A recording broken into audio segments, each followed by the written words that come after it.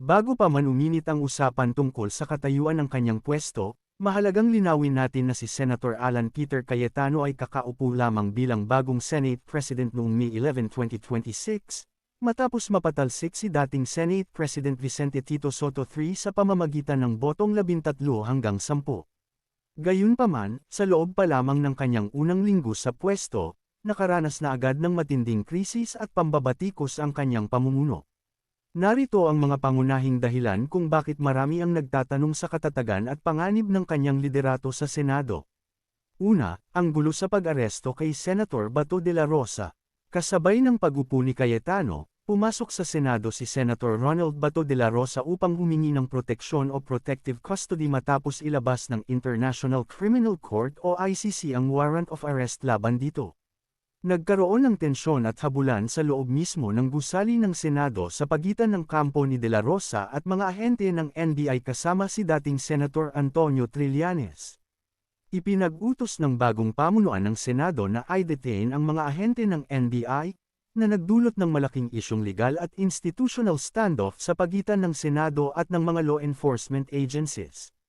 Ikalawa, ang kontrobersyal na shooting incident sa Senado. Kasunod ng pagtatago ni De La Rosa sa Senado, niyanig ang institusyon ng isang insidente ng pamamaril o shooting incident sa loob mismo ng complex.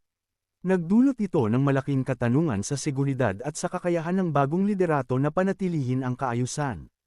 Lalong uminit ang isyu ng suspendihin ng Ombudsman ang Senate Security Chief, at lumabas ang ulat na tinanggihan ng Senado ang subpoena ng Ombudsman para makuha ang CCTV footage ng shooting.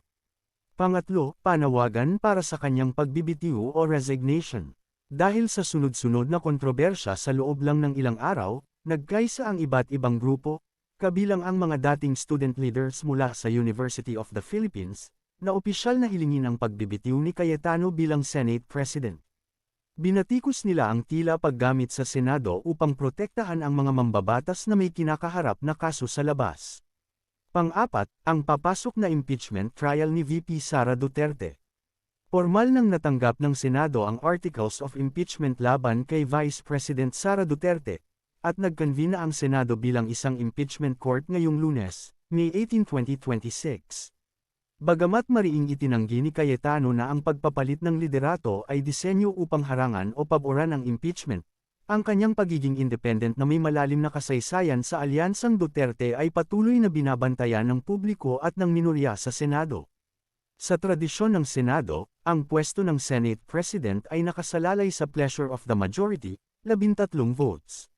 Dahil manipis ang kanyang mayorya, napapaligiran ang kanyang unang linggo ng investigasyon ng pulisya, usapin sa ICC, at gulo sa seguridad, nananatiling mainit at mabuhay ang pampulitikang klima para sa kanyang liderato.